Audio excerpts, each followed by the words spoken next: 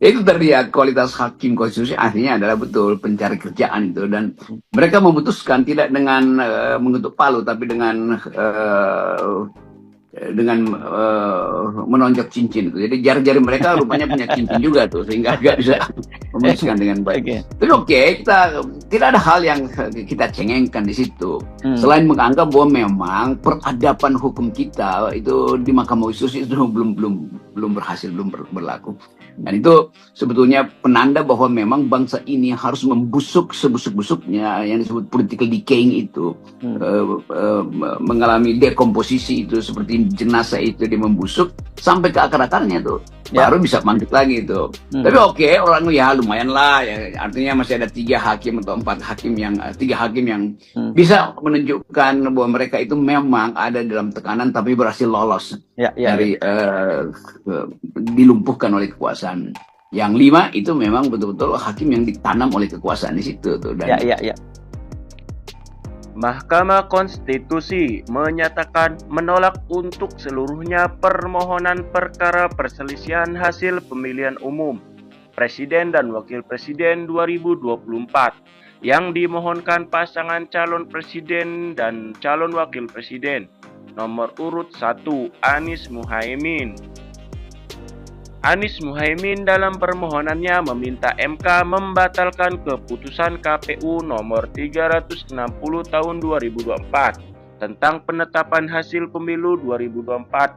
Salah satu hasilnya adalah perolehan hasil Pilpres 2024, di mana pasangan Capres dan Cawapres nomor urut 2 Prabowo Gibran unggul dengan raihan 92.214.691 suara. Amar putusan mengadili dalam eksepsi menolak eksepsi termohon dan pihak terkait untuk seluruhnya, ujar Ketua MK Suhartoyo. Dalam pokok permohonan menolak permohonan pemohon untuk seluruhnya, lanjutnya, salah satu dalil yang dimohonkan Amin adanya keterpenuhan syarat Gibran sebagai calon wakil presiden peserta Pilpres 2024 nomor urut 02. Dalam persidangan, Hakim Konstitusi Arief Hidayat mengatakan tidak terdapat permasalahan dalam hal tersebut. Mulanya Arief mengatakan perselisihan hasil pemilu bukan lagi persoalan mengenai keabsahan atau konstitusionalitas syarat, namun kepada keterpenuhan syarat dari para pasangan calon peserta pemilu.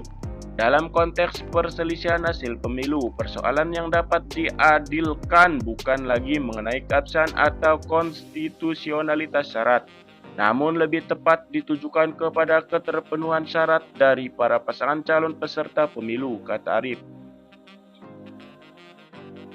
Karena itu menurut dia tidak terdapat permasalahan dalam keterpenuhan syarat bagi Gibran selaku Cawapres nomor urut 2. Arief juga menilai tidak ada bukti yang meyakinkan telah terjadi intervensi Joko Widodo sebagai presiden dalam perubahan syarat pasangan calon dalam Pilpres 2024. Tidak mungkin kita membayangkan bahwa 5 ini tidak ada masalah dengan masa lalu dalam soal politik misalnya, atau bisnis, atau segala macam lah. Jabatan masa lalu ya, misalnya kan yang... Ya, jabatan di masa lalu tuh. Ya.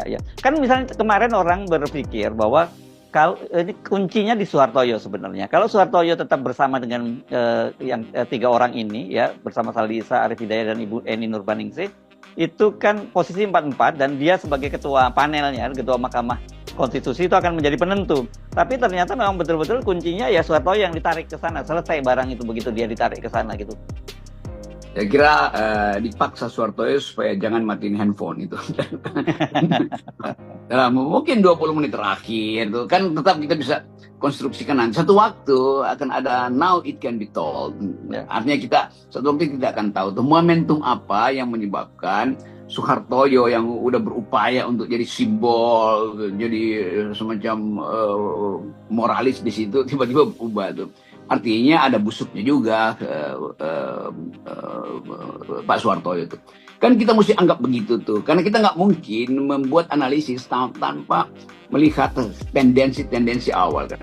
Kan semua tendensi yang diperlihatkan oleh Soehartojo itu ada tendensi yang positif terhadap tuntutan dan itu yang melegakan sebenarnya. Jadi bayangkan aja bahwa Soehartojo itu akan dicatat oleh Masuk Fakultas Hukum, akan dicatat oleh LSM, dicatat oleh emak-emak sebagai manusia yang memang sukar untuk memperlihatkan kejujuran itu, dan kita bisa pahami mungkin sambil memaafkan Bapak Soehartojo pasti ada sprindik yang dalam 2 senti itu dikeluarin oleh Jokowi lalu Anda ketakutan. Tetapi oke, itu biarkan dugaan kita itu dibuktikan oleh sejarah nanti.